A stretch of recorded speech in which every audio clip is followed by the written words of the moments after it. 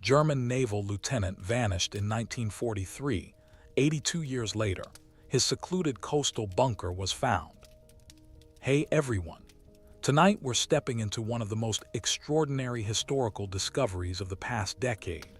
A story that begins not in a dusty archive or a museum basement, but on a wind-scoured stretch of Norwegian coastline where the sea has kept its secrets for more than 80 years.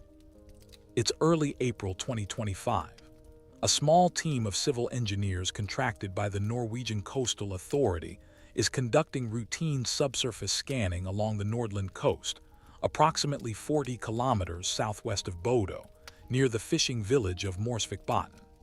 The team is mapping underground infrastructure ahead of a proposed fiber optic cable installation, a mundane, thoroughly modern task.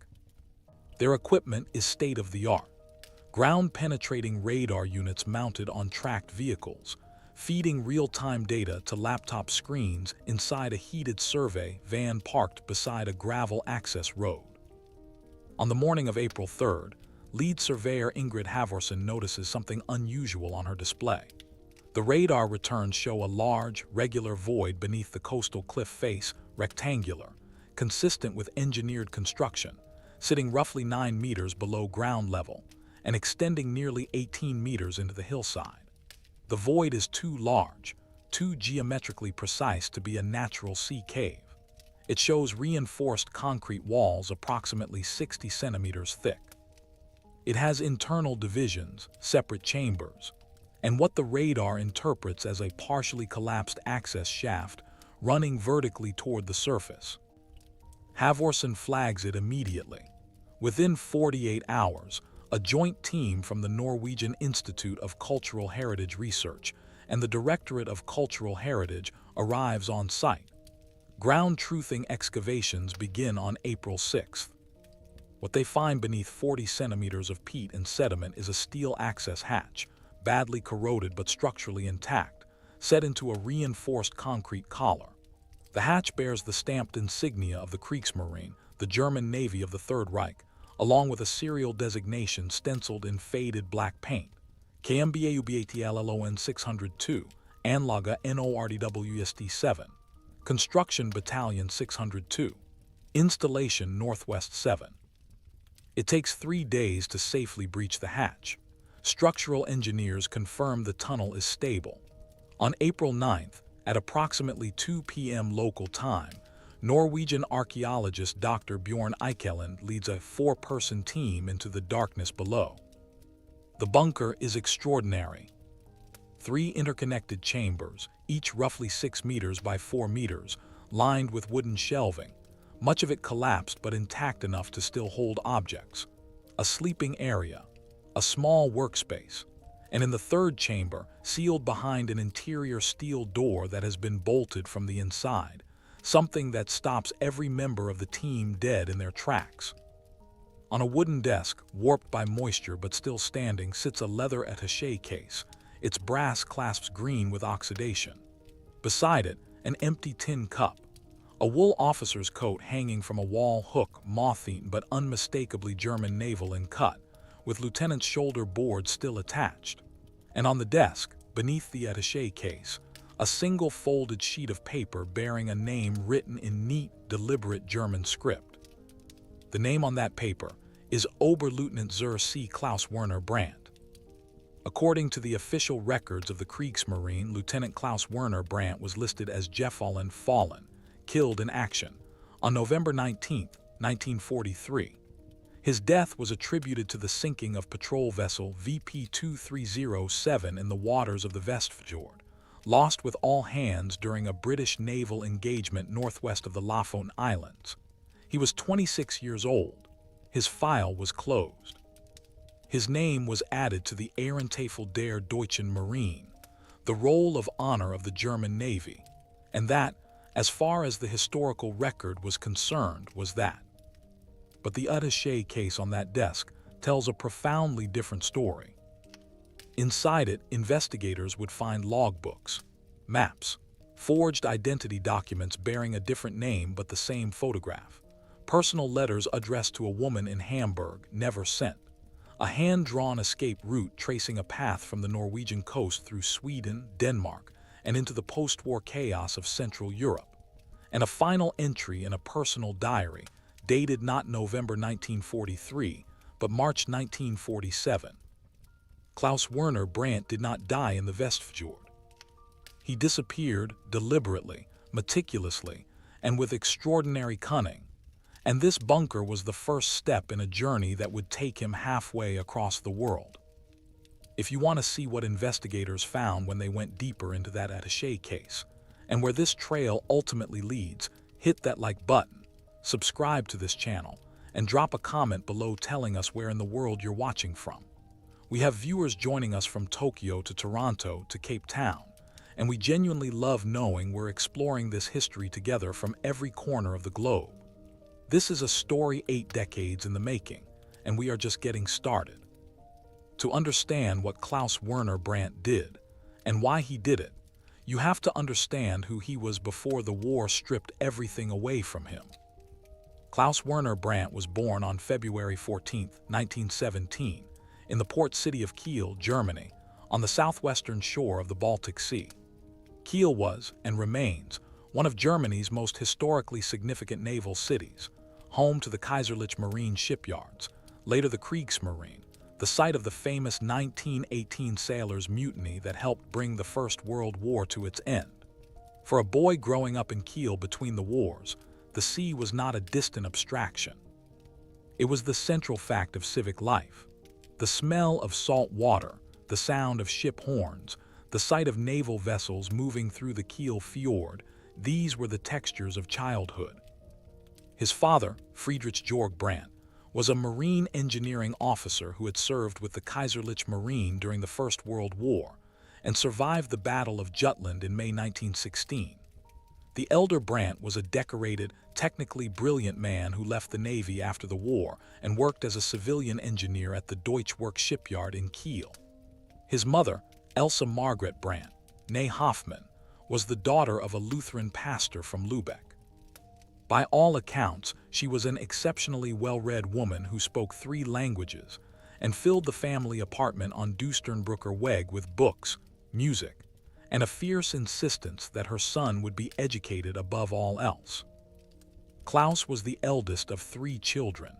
His younger brother Heinrich was born in 1920, his sister Gretchen in 1923.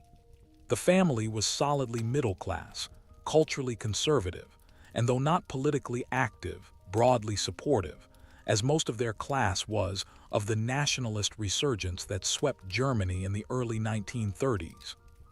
Friedrich Brandt joined the NSDAP in 1933, as did roughly a third of the engineers at Deutsche Werk that year, more out of professional pragmatism than ideological fervor. Klaus was 16 when Hitler came to power. He was already enrolled at the Kieler Gelsetenschule, one of the city's oldest and most academically rigorous secondary schools. He was by all accounts an exceptional student, particularly strong in mathematics, cartography, and languages. He spoke fluent English, competent French, and had taught himself the rudiments of Norwegian from books borrowed from his father's shelves, a fact that would prove of enormous significance 2 decades later. In 1935, at 18, he applied to the Marineschule Murwick, the German Naval Academy at Flensburg-Murwick on the Baltic coast. Admission was intensely competitive. Klaus passed the entrance examinations with the highest scores in his cohort for navigation theory and technical cartography. He entered the academy in September 1935 as a sea cadet, a naval cadet, and graduated 4 years later in September 1939, just as Germany invaded Poland and the Second World War began. His graduation rank was Lieutenant zur See, Ensign, the lowest commissioned officer rank in the Kriegsmarine. He was 22 years old, freshly graduated, technically brilliant, and almost immediately posted to operational duties in waters that would define the entire character of the war at sea. His first assignment was to the 1st U-boot flotille at Kiel, not as a submarine officer. He never qualified for U-boat command, but as a navigation specialist attached to the flotilla's shore operations staff, providing route planning and coastal chart analysis for outgoing submarines. He worked directly under Captain Lieutenant Ernst Kretschmer, one of the most celebrated U-boat aces of the early war period, a connection that gave the young lieutenant an education in both naval tactics and the peculiar psychology of men who lived and died in enclosed steel tubes beneath the North Atlantic. By 1941, promoted to Oberleutnant zur See, lieutenant, senior grade, Brandt had transferred from staff work to operational sea duty. He was assigned to the 5 Vorpostenbootflotte, the 5th Patrol Boat Flotilla, operating out of the Norwegian port of Narvik. These were not glamorous postings. Patrol boats, Vorpostenboot, were small, converted fishing trawlers and coastal steamers pressed into naval service, armed with deck guns and depth charges, tasked with anti-submarine patrol, convoy escort along the Norwegian coastal shipping lanes, and the unglamorous but critical work of maintaining German control over the occupied Norwegian waters. Narvik in 1941 was a grim posting. The town had already been the site of 2 savage naval battles in April 1940, during which the Kriegsmarine had suffered serious losses. The waters around the Lofoten Islands and the Vestfjord were among the most heavily contested in the entire Norwegian theater, with British destroyers and aircraft regularly striking at German shipping. The men who served on the patrol boats knew they were operating in a killing ground. Casualties were constant.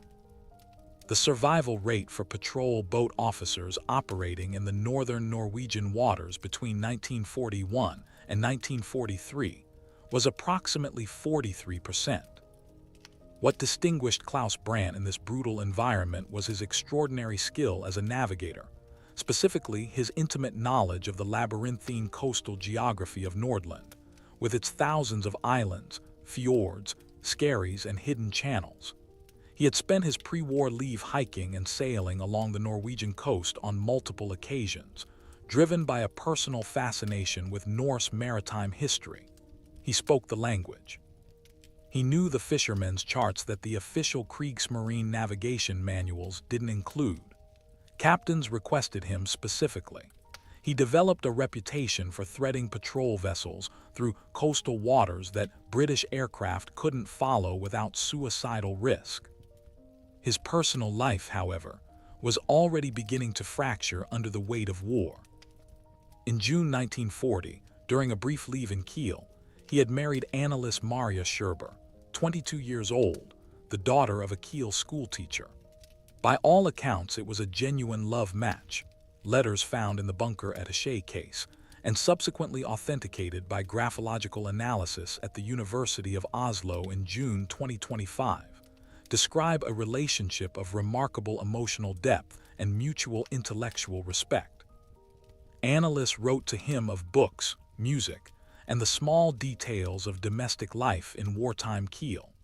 He wrote back about the northern lights over the Vestfjord and his worries about the crew of his vessel. Their son, Friedrich Claus Brandt, was born in April 1941. By late 1942, Claus Brandt was 30 years old, an experienced and highly valued patrol boat navigation officer, a father, and a man who had already watched dozens of his crewmates die in the cold northern waters. He had seen enough of the war to know, with the quiet certainty that comes to intelligent people who are paying attention, that Germany was losing. Stalingrad fell in February 1943. The U-boat campaign in the Atlantic was collapsing. The strategic initiative had passed irrevocably to the Allies. And then, in the summer of 1943, everything changed for Claus Werner Brandt in the most devastating way possible. On the night of July 25, 1943, Operation Gomorrah, the British RAF's catastrophic firebombing campaign against Hamburg, began. Over 9 days of attacks, approximately 42,000 German civilians were killed. Entire neighborhoods were incinerated in a firestorm that reached temperatures exceeding 800 degrees Celsius. Claus Brandt's wife and 2-year-old son were staying with Annelies's parents in the Hamburg district of Hammerbrook, one of the areas most devastated by the firestorm. The family apartment was destroyed on the night of July 27th. Annalise Brandt, née Scherber, her son Friedrich, and her parents Wilhelm and Gertrude Scherber were all killed. Klaus received the notification at Narvik on August 3, 1943. He was 26 years old, and everything he had left to return to in Germany was ash. The psychological transformation that followed, according to post-war testimony gathered by Norwegian historian Dr. Astrid Dahl in her 2023 research interviews with surviving veterans of the 5th Patrol Flotilla, was described by those who knew him as profound and frightening. Not hysterical, not broken in any outwardly obvious way. Quiet, deliberate, withdrawn in a manner that suggested not grief being processed, but something being decided. Klaus Werner Brandt, in the autumn of 1943, was a man with nothing left to lose and everything to plan. September 1943. The 5th Patrol Boat Flotilla is based at the small harbor of Bognes, on the Tisfjord, approximately 90 kilometers northeast of Bodo. The operational tempo is grinding and exhausting.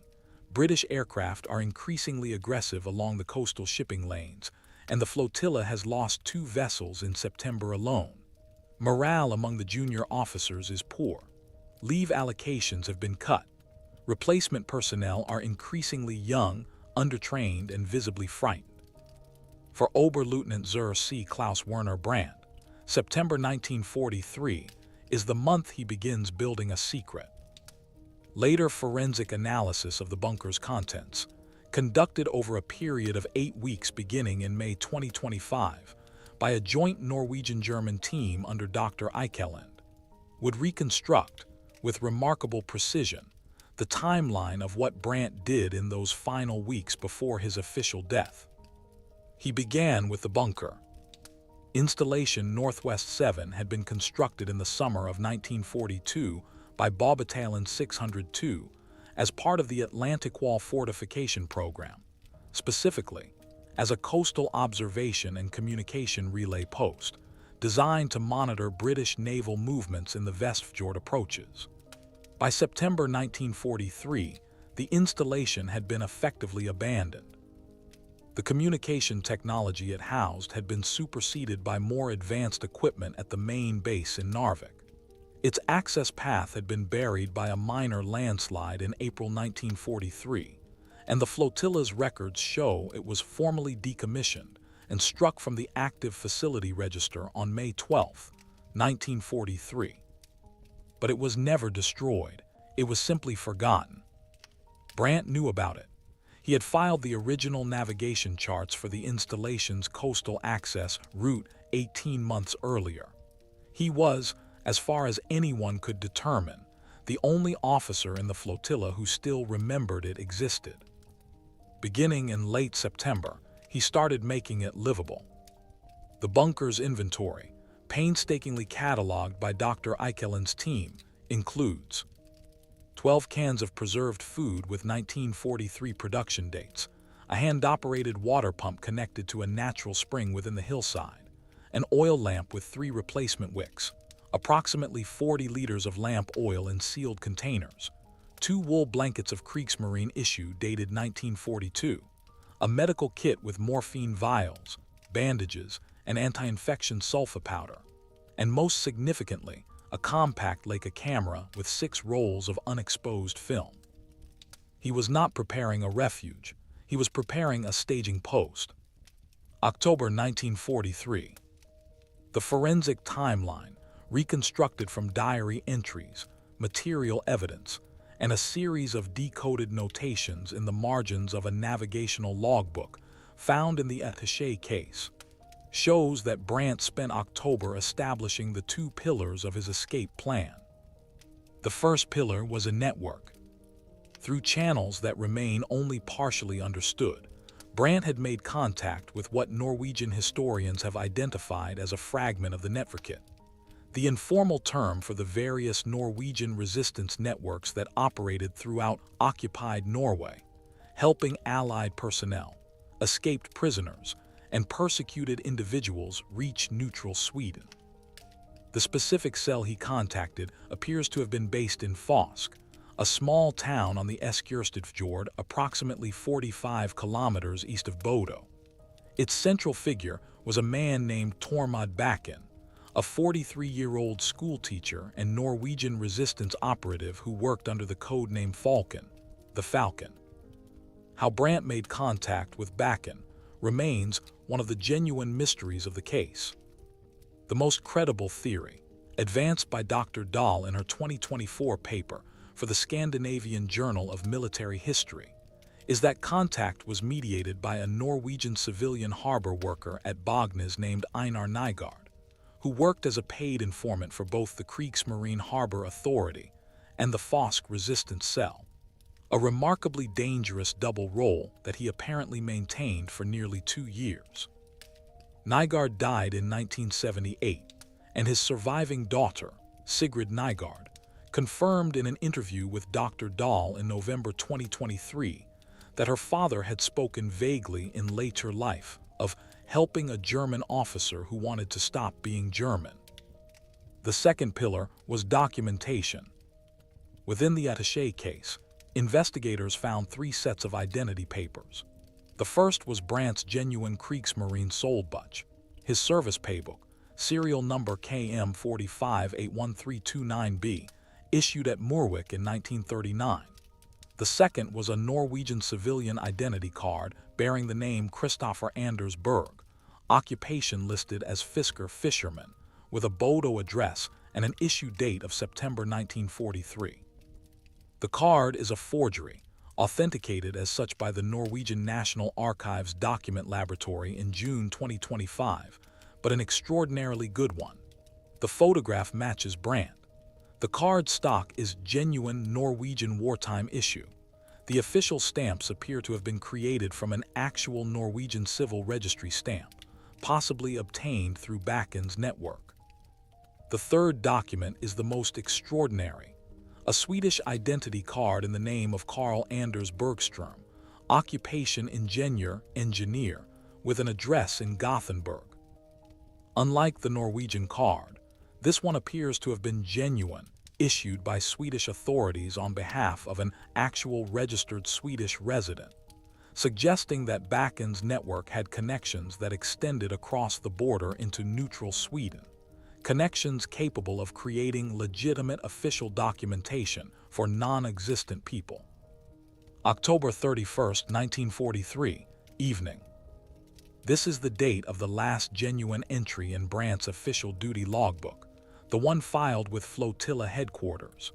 It records routine navigation duties, patrol route planning for VP 2307, a scheduled coastal sweep beginning the following morning, November 1st, departing Bognes Harbor at 6 a.m. But the personal diary, the one found in the bunker, contains a different entry for October 31st, written at approximately 11 p.m., based on its position in the chronological sequence. Tomorrow it begins. I have written final letters to Father in Kiel and to Heinrich. They will not receive them yet, perhaps not for years. I have asked Einar to hold them. I think of Annelies and Friedrich, and I know I am right to do this. There is nothing in this uniform I have not already buried with them. Tomorrow I am a fisherman from Bodo, and the day after that I am no one at all, and then perhaps someday I become someone worth being again. November 1st, 1943. 6 a.m.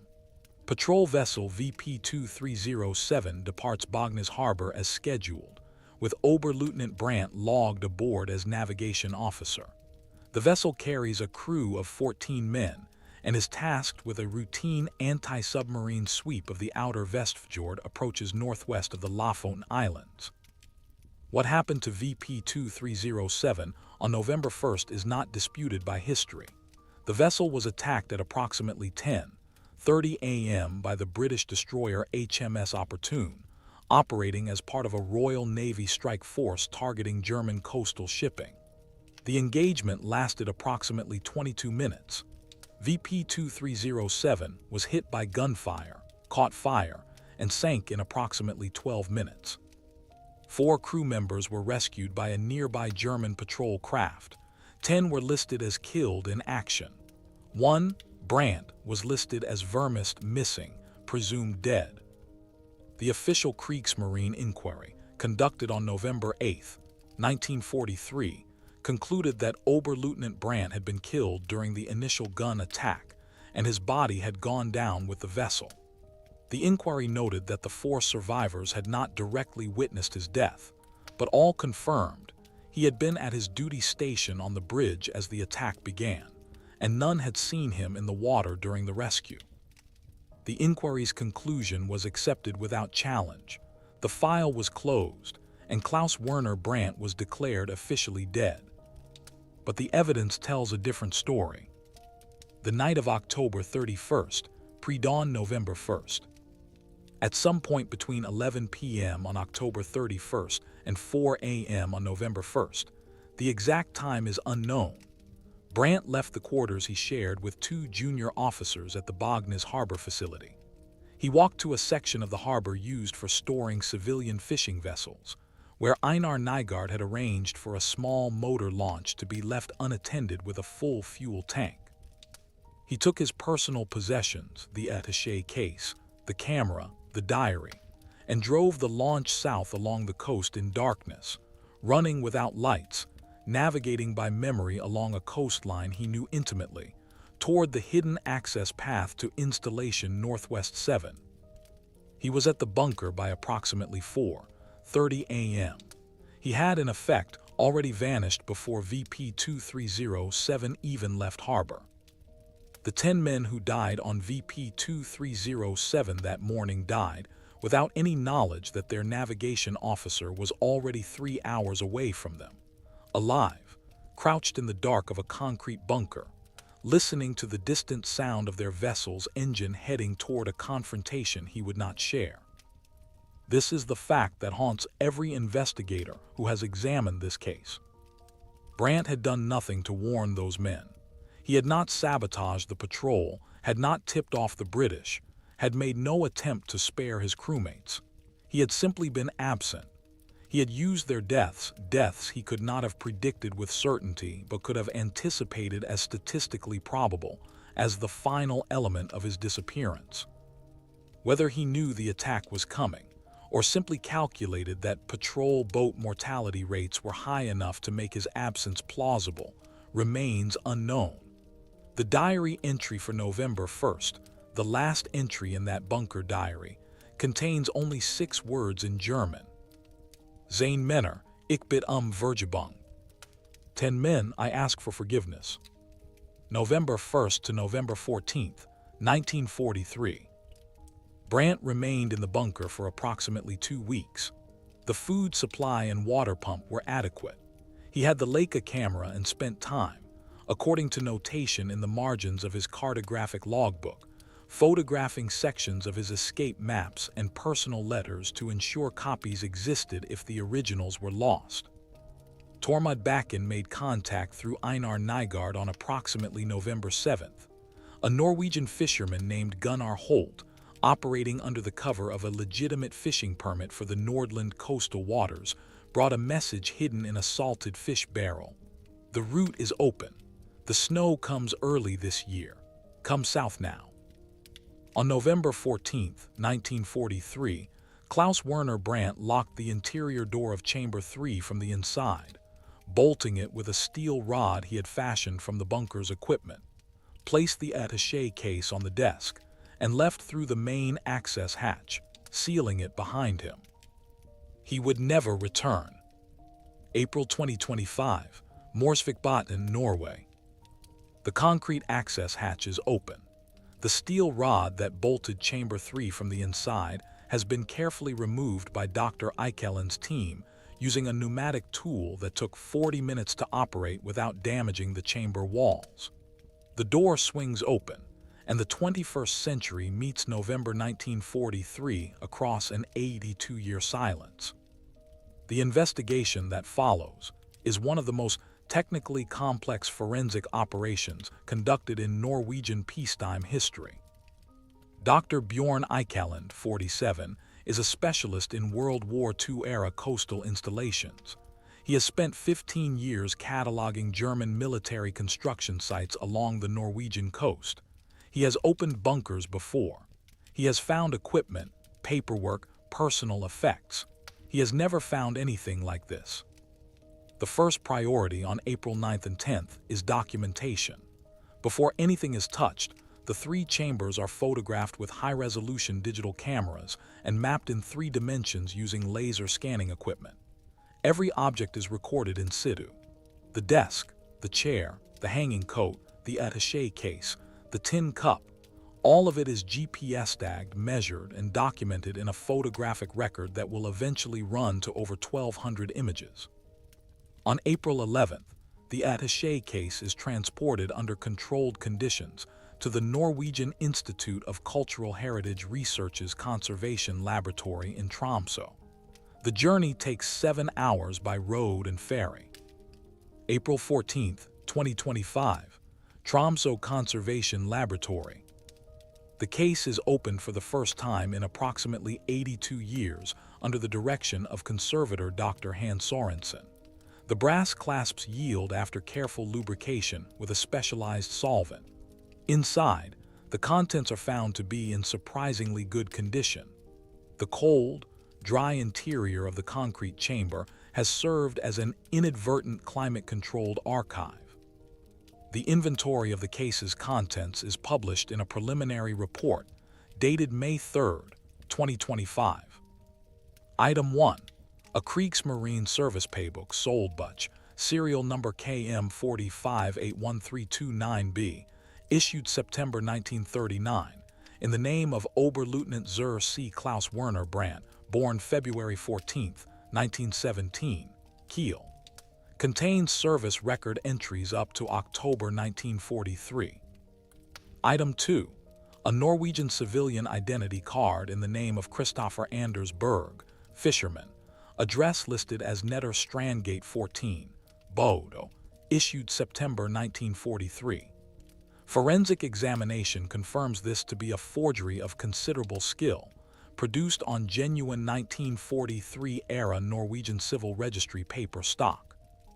Item 3. A Swedish identity document in the name of Carl Anders Bergström, engineer, Vasagatan 22, Gothenburg, Sweden, issued October 1943.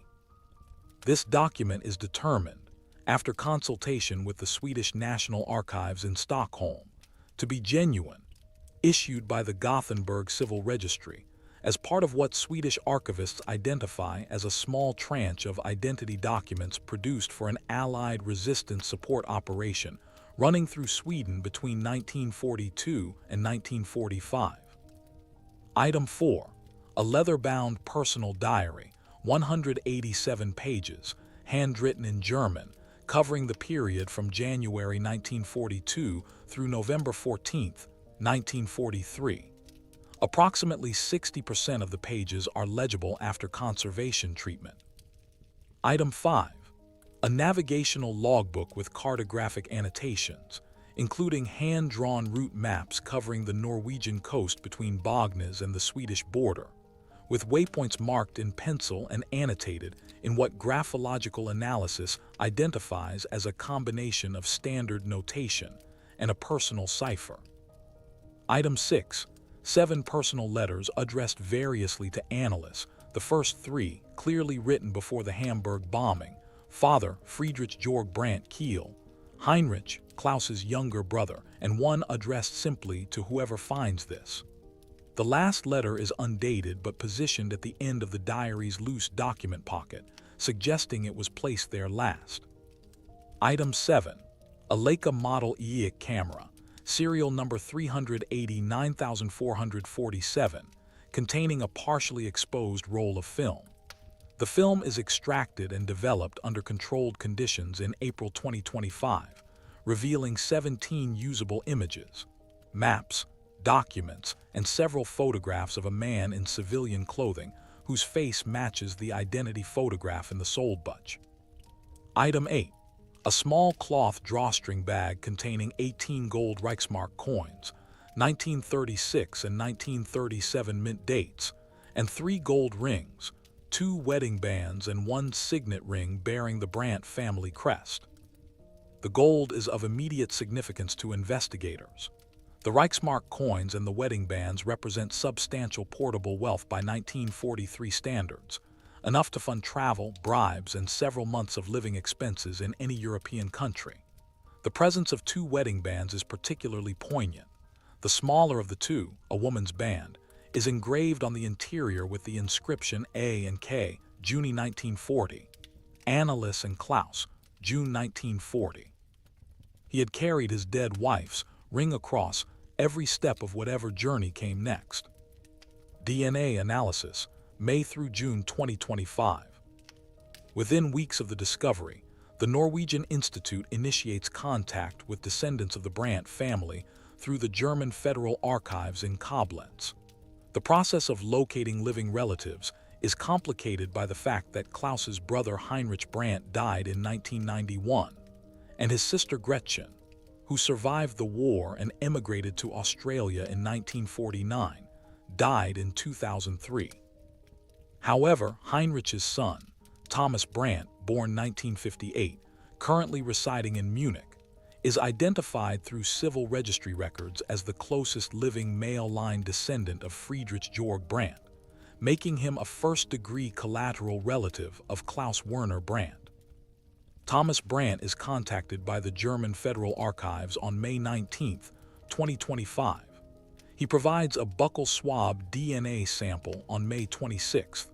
Comparative analysis is conducted at the Institute of Forensic Genetics at the University of Bergen.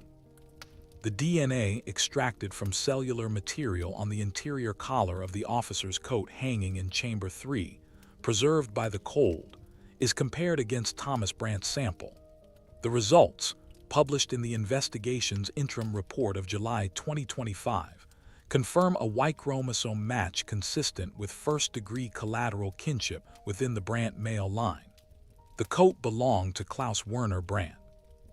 Thomas Brandt, 67 years old, is reportedly described by Dr. Dahl, who conducted an interview with him in Munich in June 2025, as profoundly shaken, but not entirely surprised. He explains that his father Heinrich had spoken, very rarely and with great reluctance, of a family belief that Klaus had not died in the Vestfjord. He describes his father telling him once, when Thomas was a teenager in the early 1970s, "Your Uncle Klaus was the most careful man I ever knew. Careful men don't just disappear." The letter to whoever finds this. The translation of Item 6's undated letter, conducted by Professor Maria Hoffmann of the German Studies Department at the University of Tromsø, proves to be the document that transforms the investigation from forensic archaeology into something far more personal and morally unsettling. The letter reads in full translation, "If you have found this place, then the world has changed enough that you could find it. I will not apologize for what I have done, except to the 10 men of VP 2307, whose names I carry with me wherever I go and who deserved better than to serve as the terms of my disappearance. To them, in whatever place dead men go, I offer what little a living man can offer. I remember each of them. I will remember them until I cannot remember anything. The war was lost before it began for the men who believed in it. I never believed in it. I believed in Annelies, and then I believed in Friedrich, and now I believe in nothing German and nothing that requires the permission of governments to exist. If this letter finds the Brandt family, tell them I was not brave. Tell them I was very tired. Tell them the coast here was the most beautiful thing I ever saw, and I am sorry I could not share it with them." Handwriting analysis. The letter is subjected to comprehensive graphological analysis at the Bundeskriminalamt Laboratory in Wiesbaden in July 2025.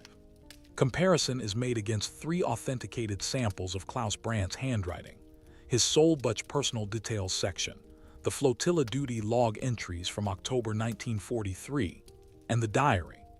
The analysis concludes with a probability coefficient of 93% that all documents were written by the same hand. Decoding the route map.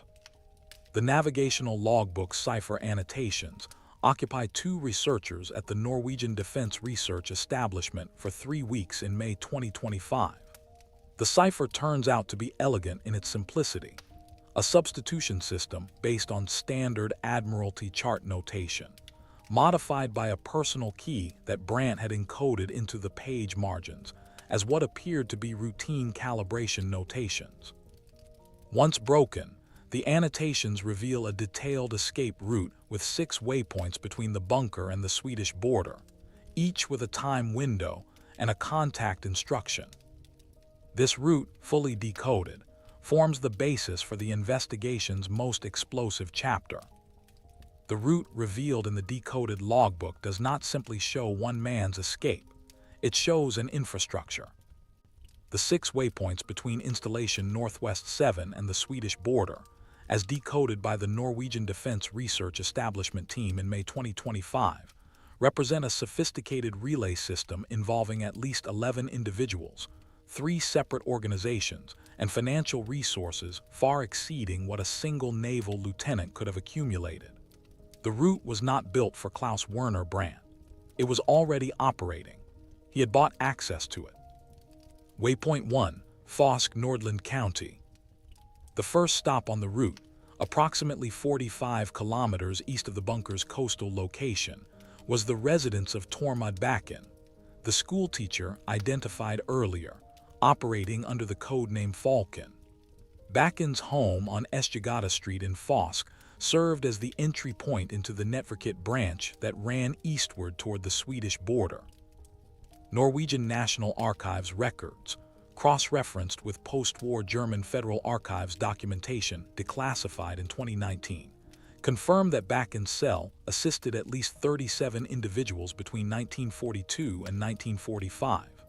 The majority were Norwegian Jews, escaped Soviet prisoners of war, and downed Allied airmen.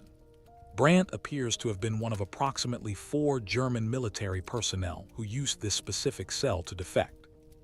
The cost, according to notation in the decoded logbook, was the equivalent of 6 months of a senior engineer's salary in gold, confirmed by the gold coins found in the attaché case, which were apparently only a partial payment, the remainder having been delivered separately by Einar Nygaard acting as intermediary. Waypoint 2, Mo i Rana, Nordland County. From Fosk, the route moved approximately 100 kilometers south to Mo i Rana, where the contact was a Norwegian Lutheran minister named Pastor Håkon Vald. Vald operated a network of church-based safe houses extending through Nordland County, a network that has been well documented by Norwegian historians since the 1990s, though its connection to German defectors has only recently come to light. In Vald's network, travelers were given new clothing, civilian documents, and if necessary, a cover story as displaced Norwegian workers. Waypoint 3, Mosjøen. The next stop, approximately 80 kilometers further south, was the home of Gunnar and Marta Henriksen, a farming couple whose property abutted the main road south. Gunnar Henriksen's wartime role in the resistance was acknowledged by the Norwegian state in 1948, when he received the Krigsmedaljen, the Norwegian War Medal. His role as a waypoint in this specific escape corridor was not documented until the 2025 investigation cross-referenced his post-war testimony with the decoded route map. Waypoint 4, Grong, Trøndelag County. South of the Arctic Circle now, the route reached Grong in the Namdalen Valley. The contact here was more remarkable. A German-born Jewish refugee named Samuel Weiss, who had fled Germany in 1935 and settled in Norway, who had survived the German occupation by hiding in a sequence of farm buildings throughout Trøndelag with the help of Norwegian neighbors. Weiss spoke German fluently and was used as an intermediary for German defectors specifically, because he could assess whether they were genuine or potential German agents attempting to infiltrate the network. His assessment of each defector was reported back to the Netverket leadership in Stockholm via a courier system that ran through the Swedish consulate in Trondheim. The presence of a Jewish refugee as a gatekeeper for a German defector's escape route is one of the most morally complex details in this entire story, and one that Dr. Dahl has written about extensively in her 2024 paper, noting that it speaks to the network's operational pragmatism and its participants' ability to separate individual human beings from the uniform or circumstance in which they found them. Waypoint 5, Verdal-Trøndelag County. From Grong, the route followed the Namdalen Valley south and then turned east, toward the Swedish border. The Verdal stop involved a forester named Arne Koksvik, who guided travelers across the unmapped forest terrain between Verdal and the Swedish border near Mariker. Koksvik knew the forest, its seasonal trails, the patrol patterns of German border guards, the timing of the weather, with a precision that made him invaluable. He had guided, by his own post-war account given to Norwegian authorities in 1946, more than 60 persons across the border between 1942 and May 1945. Waypoint 6, Mariker to Storlien, Sweden. The final crossing point was the forest trail between Mariker in Norway and Storlien in the Swedish province of Jämtland, a border crossing used by smugglers and resistance networks throughout the war. On the Swedish side of the border, the network connected to a Swedish intelligence-supported reception system that processed defectors, escaped prisoners and refugees through Östersund and onward to Stockholm, where the Swedish security services, Säpo, interviewed arrivals and determined their disposition. For Klaus Werner Brandt, traveling as Christopher Anders Berg, and then switching to the Carl Anders Bergström documents upon crossing into Sweden, the journey from the bunker to the Swedish border took approximately 3 weeks. He crossed into Sweden at Storlien in approximately the first week of December 1943. The scope of the network through which he traveled extended far beyond Norwegian resistance operations.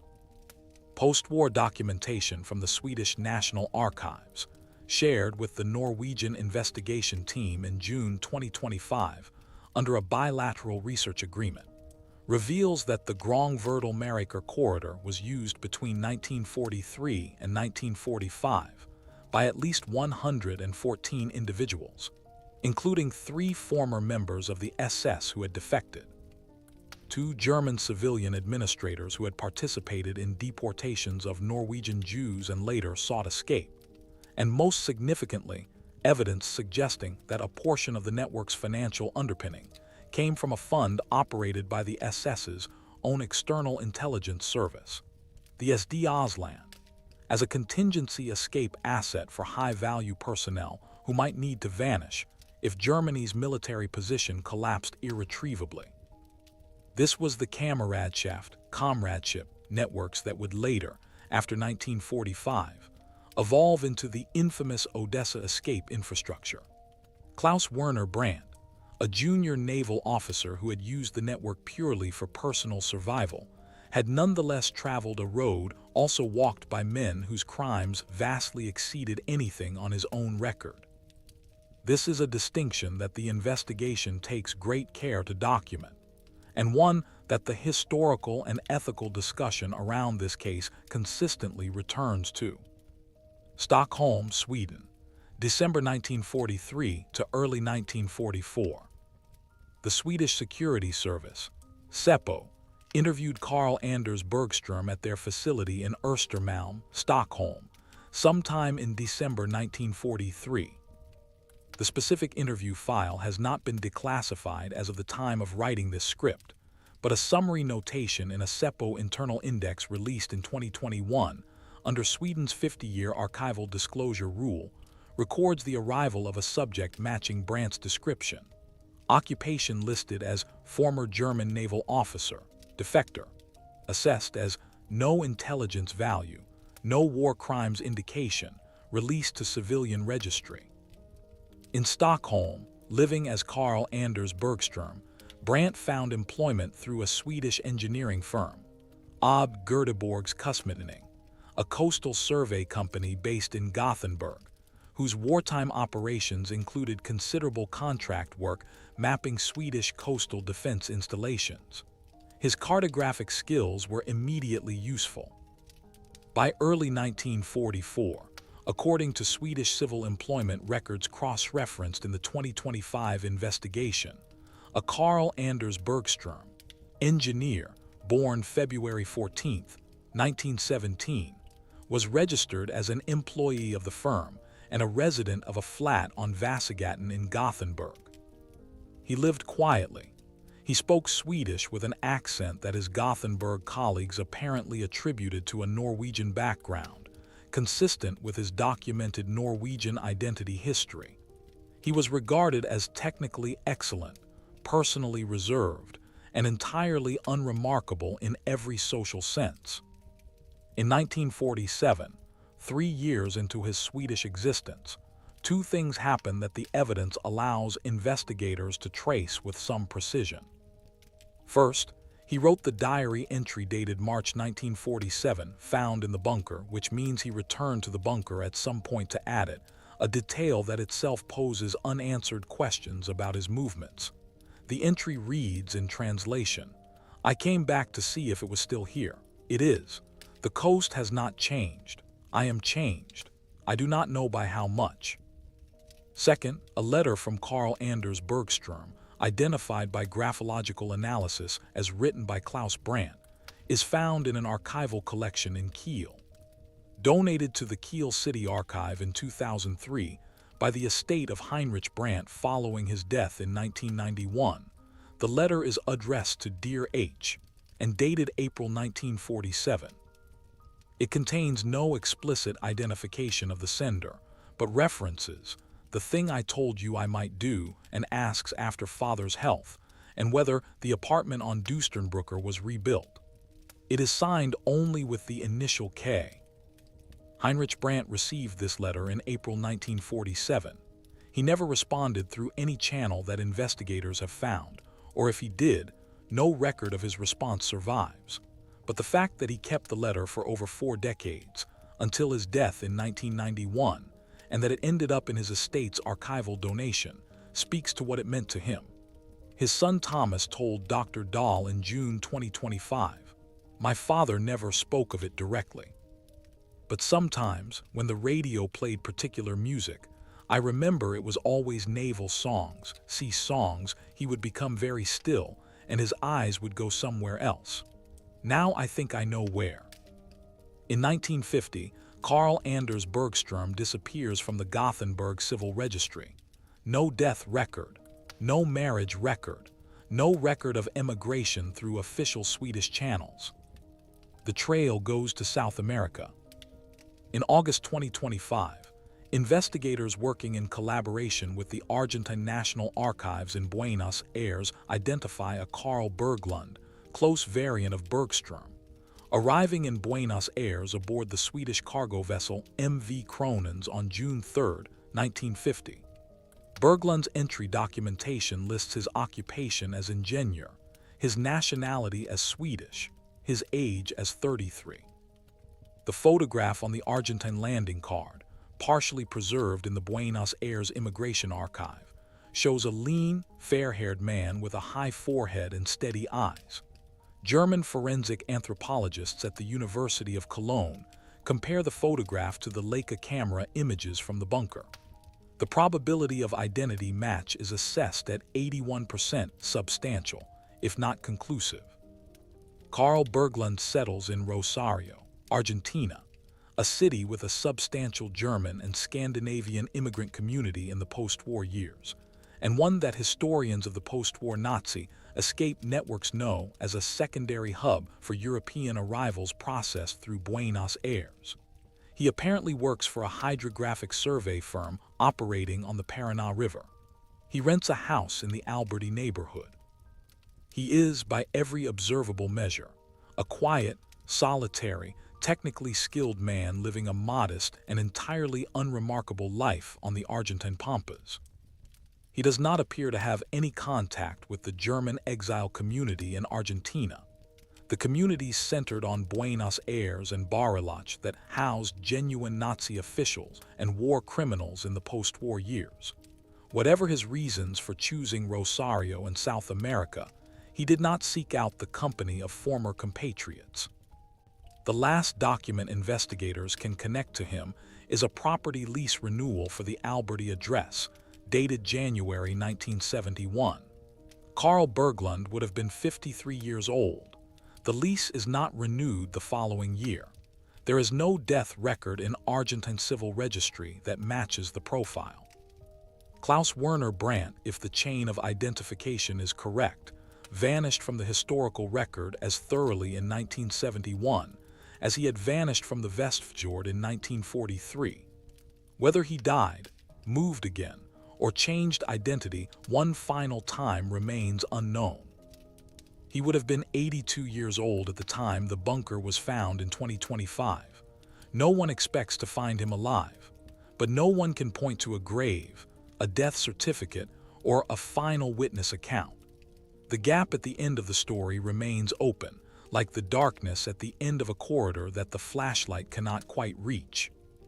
In every investigation of this nature, there arrives a moment when the forensic questions give way to the moral ones. This case is no exception, and it is, if anything, more morally intricate than most. Klaus Werner Brandt was not a war criminal. This must be stated clearly, because it is both important and uncomfortable. The evidence assembled by Dr. Eikelen's team, cross-referenced against the extensive German Federal Archives, military prosecution records at Ludwigsburg and the records of the Nuremberg trial's supplementary investigations, finds no evidence that Brandt participated in atrocities, deportations, the execution of prisoners, or any of the organized crimes that the Kriegsmarine, like all branches of the Wehrmacht, was periodically complicit in during the occupation of Norway and elsewhere. He was a navigation officer on coastal patrol boats. His documented operational record shows he performed convoy escort, anti-submarine patrol, and routine coastal surveillance duties. There is no record of his vessel participating in reprisal operations against Norwegian civilians, in which German naval and land forces killed Norwegian hostages in response to resistance attacks. He was, in the terminology that historians of this period use carefully, an ordinary soldier, not a hero, not a perpetrator of mass crimes, a technically skilled young man who served a criminal government's military apparatus, did his assigned duty, and when the personal catastrophe of his family's death stripped away whatever residual loyalty or obligation he felt, chose to disappear rather than continue serving. And yet, 10 men died on VP 2307 on November 1st, 1943. Their names are Bootsman Karl Federer, age 28, Matros Wilhelm Geist, 20, Matros Horst Liebmann, 19, Matros Reinhard Futsch, 22, Obermatt Ernst Raab, 31, Matros Joseph Keller, 21, Matros Dieter Pfeiffer, 19, Obermatt Friedrich Lutz, 29, Matros Gerhard Semmler, 23, Matros Anton Bruning, 24. Their families were told they died in action. Their names were engraved on memorials. Their mothers and fathers mourned them. None of their families knew, none could have known, that their navigation officer had already left the ship before it met the British destroyer. Did Brandt know the attack was coming? Almost certainly not in specific terms. He was not a spy. There is no evidence he had advance intelligence of British movements. But he knew the patrol routes. He knew the statistical reality that patrol boats in the Vestfjord approaches had been taking catastrophic losses throughout 1943. He knew that on any given patrol, the probability of British contact was substantial. He used that probability as a tool. He leveraged the likelihood of his crewmates' deaths to cover his own disappearance. This is not a war crime, but it is a moral fact that every person who has studied this case has to sit with. Dr. Dahl, whose scholarship on this case is the most comprehensive available, writes in her 2024 paper, We must resist the narrative temptation to make Brant either hero or villain, either the sensitive man broken by personal tragedy or the cold opportunist who sacrificed colleagues for self-preservation. He was both, as most human beings are when placed under sufficient extremity. What he did was not courage, but neither was it cowardice in the simple sense. It was survival, organized with great intelligence, at a cost he clearly recognized and never ceased to carry. The 10 men of VP 2307 received no justice because there was no injustice against them to be prosecuted. They died in a legitimate naval engagement, killed by the enemy rather than by their own officer. Their families grieved as the families of all war dead grieve, without the particular additional wound of knowing they were, in any sense, expendable to someone who survived. But there is another dimension of justice, or its absence, that this case raises. The broader escape infrastructure that Brant used, the networks that would become the Kameradschaft and ultimately elements of the Odessa system. Those networks also carried men whose crimes were immense. Men who had organized and participated in mass murder, who had supervised concentration camp operations, who had carried out the Einsatzgruppen killings in the Soviet Union. Many of those men reached South America, settled into quiet lives under false names, and died peacefully in old age while their victims' families waited in vain for accountability. Klaus Werner Brant traveled the same roads as those men. He was not one of them, but the network he used to save himself also saved them, and the financial infrastructure he contributed to, the gold that paid for safe houses and forged documents and border guides, was part of the same system that funded those greater escapes. This is the connection that history demands we acknowledge, even when, especially when, it complicates the human story we might prefer to tell. April 2025, the Nordland coast. The bunker at Installation Northwest 7 is now secured, cataloged, and under the formal protection of the Norwegian Directorate of Cultural Heritage. Preliminary discussions between the Norwegian Institute of Cultural Heritage Research, the Nordland County Council, and the municipality of Bodo have begun regarding its long-term future. Dr. Bjorn Eikeland, in an interview published by the Norwegian newspaper Nordlys in May 2025, expresses his hope that the installation will eventually be opened as a small interpretive site, not a celebration, but an examination, a place where the physical reality of wartime concealment, the concrete and steel of a man's carefully constructed disappearance, can be encountered directly rather than through the mediating distance of books and screens. The officer's coat still hangs on its wall hook.